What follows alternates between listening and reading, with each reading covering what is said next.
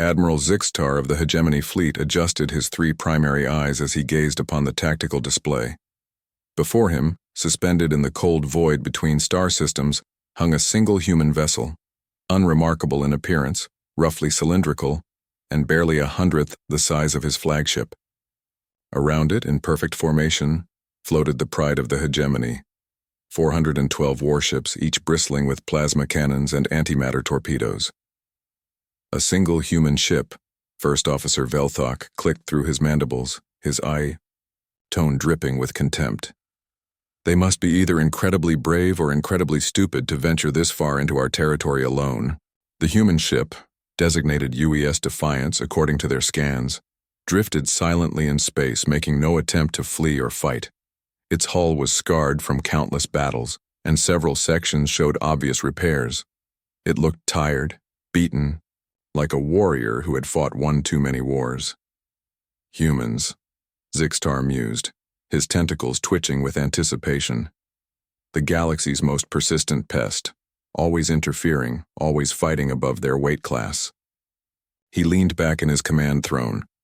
Today we make an example of them. Open a channel. The view screen flickered to life, revealing the bridge of the human vessel.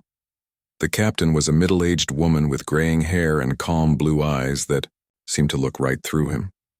She wore a simple blue uniform, no medals or decorations visible. Behind her, Zixtar could see perhaps a dozen crew members at their stations, each working with quiet efficiency. Human vessel, Zixtar began, his translator rendering his words into their primitive language. You have violated hegemony space. Surrender immediately and prepare to be boarded, or face annihilation. The human captain, her name appeared as Sarah Chen on the display, smiled slightly. Admiral Zixtar, I presume. We've heard so much about you. Her voice was steady, almost conversational. I'm Captain Chen of the Defiance. We're here on a rescue mission. Rescue mission? Velthok laughed, a sound like grinding metal. What could one ship possibly rescue from an entire armada? Captain Chen's smile widened. You'd be surprised what humans can accomplish when properly motivated. She glanced at something off-screen. We're here for Commander Torres and his crew. We know you're holding them on your flagship. Zixtar's eyes narrowed. 3 days ago, they had indeed captured a human reconnaissance vessel and its crew. The prisoners were currently being held in the brig of his dreadnought, awaiting interrogation. Impossible. Your intelligence networks cannot be that efficient. We take care of our own, Chen replied simply. Now, I'm going to give you one chance to release them peacefully. The bridge of Zixtar's flagship erupted in laughter. Goro, 100 ships against one, and the human was making demands? The admiral's amusement quickly turned to irritation. Captain Chen, you are outnumbered 400 to 1. Your ship cannot possibly. 5 minutes, Chen interrupted, checking her chronometer. That's how long this will take. She looked directly at the camera. I suggest you evacuate your non-essential personnel to the escape pods. Zixtar slammed a tentacle against his armrest. Enough of this madness. All ships, target the human vessel and... The transmission cut off. On the tactical display, the human ship hadn't moved. It simply hung there, waiting. Sir, the sensor operator reported, the human vessel is doing something. Energy readings are spiking across all spectrums.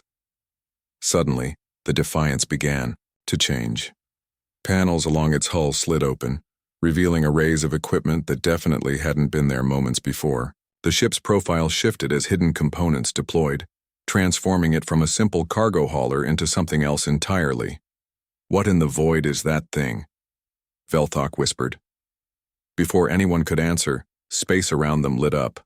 Not with weapons fire or explosions, but with a subtle shimmer that seemed to bend reality itself. Every ship in the Armada suddenly found its weapons offline, its engines dead, its shields collapsed.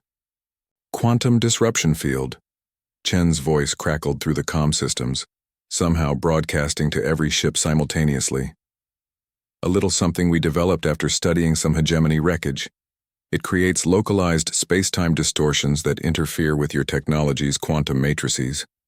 Panic spread across the Armada's communication channels as captains reported identical problems, complete system failures across all vessels. Only life support remained online. The Defiance, meanwhile, had completed its transformation. What had appeared to be a battered cargo vessel now revealed itself as something far more sophisticated, a ship designed specifically to look harmless while hiding enough advanced technology to disable an entire fleet. 2 minutes remaining, Chen announced cheerfully.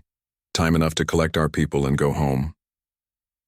On Zixtar's flagship, the lights flickered as human soldiers materialized throughout the ship, not beamed in, but stepping through shimmering portals that opened in the corridors.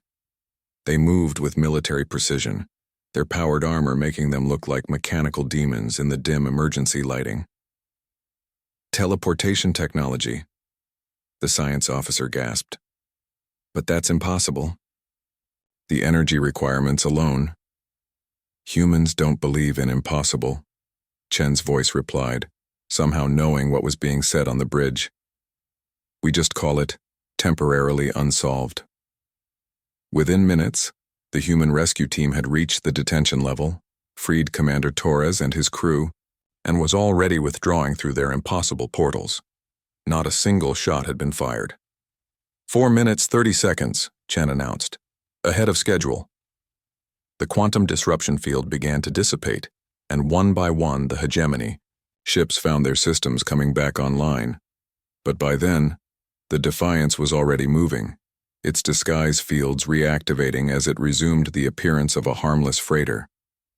This is impossible, Zixtar muttered, staring at his tactical display as the human ship began to accelerate away.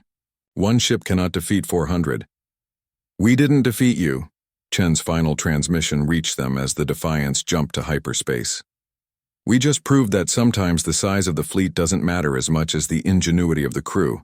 Take care, Admiral. And next time you capture our people, remember, we always come for them. The comm channel closed, leaving 412 hegemony warships floating in space, their crews staring at empty void, where a single human vessel had just humiliated the most powerful fleet in the sector. In his command throne, Admiral Zixtar sat in stunned silence, finally understanding why the humans had earned their reputation throughout the galaxy. They didn't win through superior firepower or overwhelming numbers. They won by being unpredictably, impossibly, characteristically human. 5 minutes, that's all it had taken for one ship to prove that in the vast darkness of space, humanity's greatest weapon wasn't their technology or their numbers. It was their refusal to accept that anything was truly impossible.